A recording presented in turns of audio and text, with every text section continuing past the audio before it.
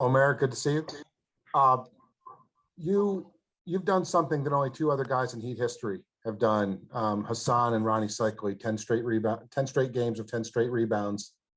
What is that? I mean, think of some of the centers that have played here, Shaq, Zoe, for example, doing something that even those guys couldn't do or didn't do when they were here. What does that mean to you?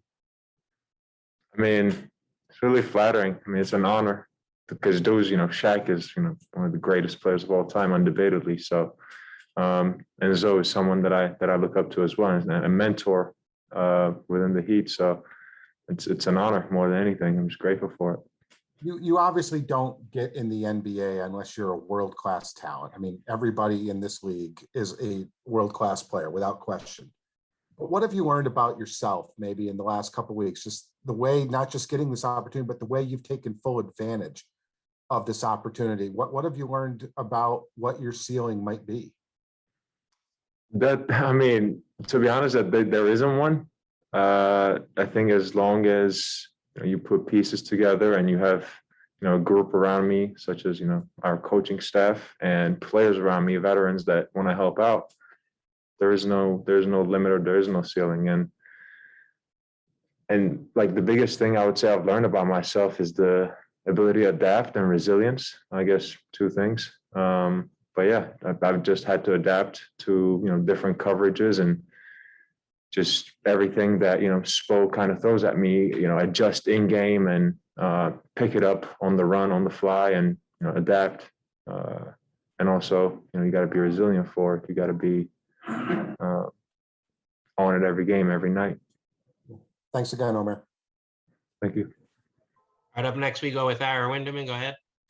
Omer, I guess after Max made 3 straight threes, you decided it was your turn. What was it like to hit your first career NBA three? What was the moment like there to step into the shot, and what did it feel like? It felt natural. I felt comfortable with it, and when you just feel it, I feel like you're gonna make it. It's just you're playing basketball at the end of the day, and I know I can make that shot. I've shot it over my career many times, so it's a shot that I'm comfortable with. But it's just sometimes you want to get other guys open, like guys like Max and Duncan. You want to get them the ball because they shoot a high percentage.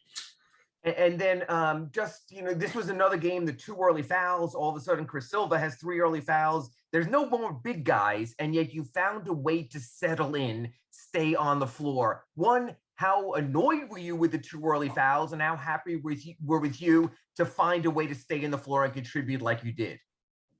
It kind of gave me that boost too, that energy boost, because on the first one, I was really annoyed at the rep, but on the second one, I was annoyed at myself for not being more careful. And yeah, I mean, just knew that I had to battle through and, help the guys out, because like you said, there's no other big besides us, so I had to step up. Thank you, Omer. Right, up next, we go to Jordan McPherson. Go ahead. Hey there, Omer. You mentioned in one of the responses to Tim about your ability to adapt and to be resilient. That can kind of apply to the team in general with just everything you guys have had to go through throughout the season. And then if you just look at the second half, you're down a bunch of guys. Kyle gets ejected.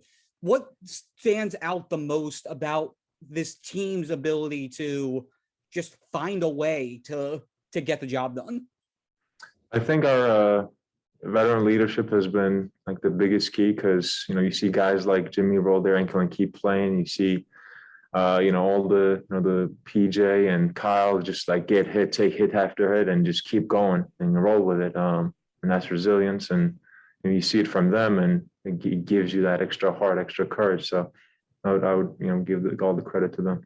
And for today specifically, what impressed you the most about what you guys were able to do in the second half, especially after losing Kyle?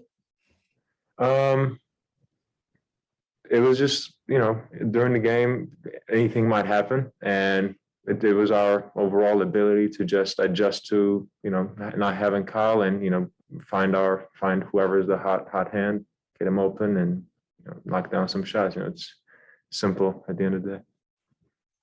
All right, Omer, thank you. Thank you.